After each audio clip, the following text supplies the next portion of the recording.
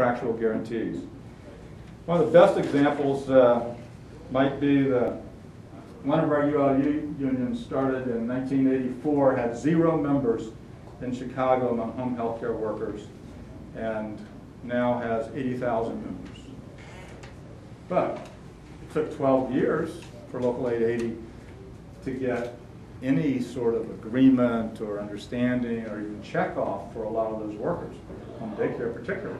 So it's a disciplined, committed model that believes that worker strength plus political power, operating, in other words, in the community as well as in the workplace, can deliver actual organizing victories.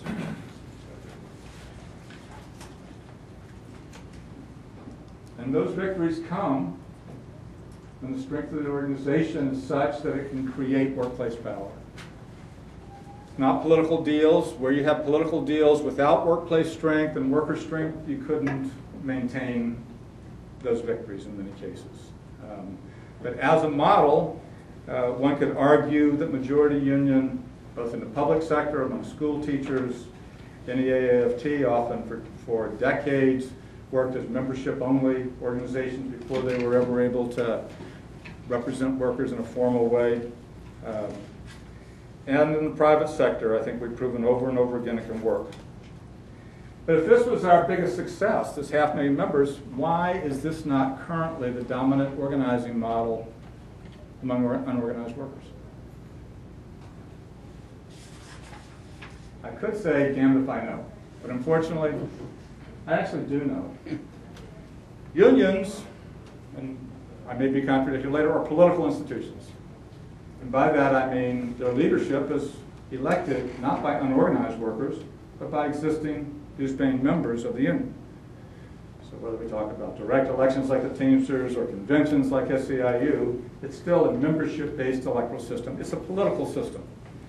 And unfortunately, in organizing, it means that you have to solve this problem that existing dues-paying members who care about their job, their services, their contract, have to be asked to finance non-paying unorganized workers in the existing model, because the assumption is that you don't ask an unorganized worker to pay dues. Now, I don't know why that assumption is the case. It's clearly different than what I've argued about majority unionism, but that is the standard operating procedure and model at this point. The differences, the only examples of this being tried differently, or there are a couple. When John Sweeney was elected president of the AFL-CIO in 1996, they started a program that tried to look at how to expand what we'd done in home health care particularly, and look at geographically based organizing that combined powerfully worker-student alliances. It's just an SDS for a second. That combined worker-community alliances in a federated way. One campaign was the Gulf Coast Mariners, the biggest unorganized section of seafaring workers. Didn't work out so well. There's another that I directed called the Hot Rock Campaign to organize the dominant industry in New Orleans, hospitality workers. The victories in that campaign before 9/11, when financing disappeared in that industry, were winning representation for convention center workers. There's a big march, painting done of a march we did down Canal Street. And I wasn't going to say this, but John mentioned this building right here is now the Lowe's Hotel, which is the only union hotel in the city of New Orleans now, post-Katrina. We organized that hotel, and that used to be the Likes building, which you were asking about before. And I heard Likes has quite a illustrious history here. But now it's somehow, you know, proper testimony, a good gravestone for in New Orleans that there's the one union hotel is there. So we tried that under Sweeney, and then more recently, the big effort was to say, there's this company called Walmart. Turns out to be big. In fact, it's the biggest private sector company in the world. More than 2 million workers in the world, million and change here. I hate to tell you, particularly you young folks who are, you know, still in school or immediate graduates, the odds that some of you have either worked for Walmart in the past or are working for Walmart now or will work for a Walmart in the future are really excellent. Okay, take your name off the list. But figure it out. If there's a 100 and something million private sector workers, and if you're employing 1% of those, that's a major employer. Well, it's also true around the world. Walmart is the largest private sector employer in all of North America, in Canada, in the United States, in Mexico, quickly becoming so in Argentina, Peru. I see them everywhere I go.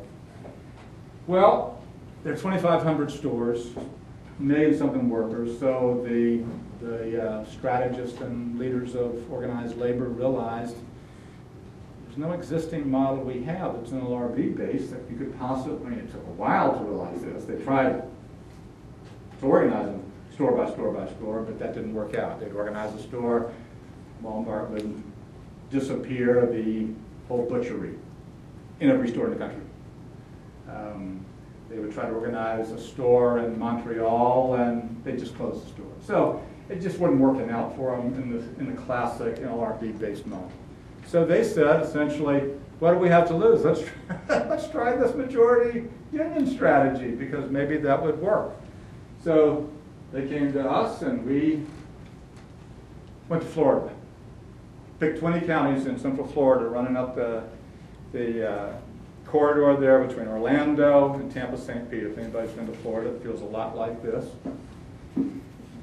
We had a three-pronged strategy. The first was to build a community labor alliance we called the Walmart Alliance for Reform Now. And the name, I don't know where that name came from. And what we did, though, successfully in a 4.5-year period is stop every single superstore that Walmart proposed to build in that geographical area, 33 straight stores, by building a deep enough community organization around that campaign that they didn't want Walmart to come into that area. Wherever it was, upper income neighborhood, lower income neighborhood, whatever it was, we beat them. And at the time we were running this campaign, 3% of Walmart's revenue came from these 20 counties. So Florida was a big market for them. One of the first ones we won, actually, we stopped building a building of a store in wetlands in St. Petersburg. Turns out there were some people cared about the environment too. You never know where you're going to find that line.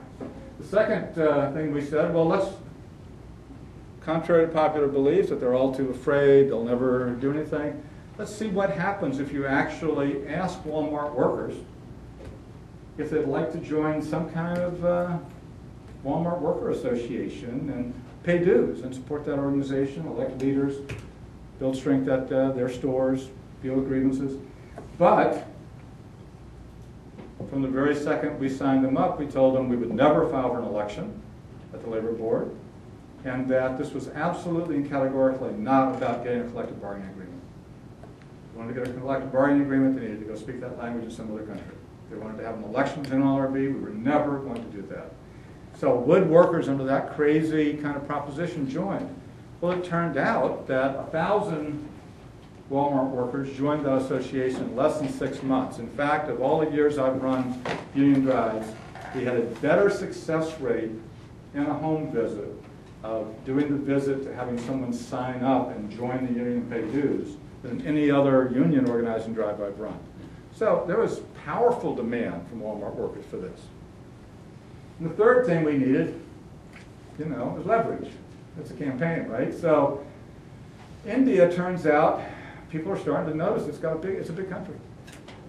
Like 1 billion people live over there.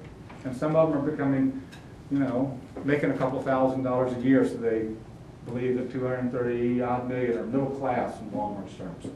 So India had this sort of rocky relationship with colonialism, had to become independent of the United Kingdom and the Commonwealth and the Brits.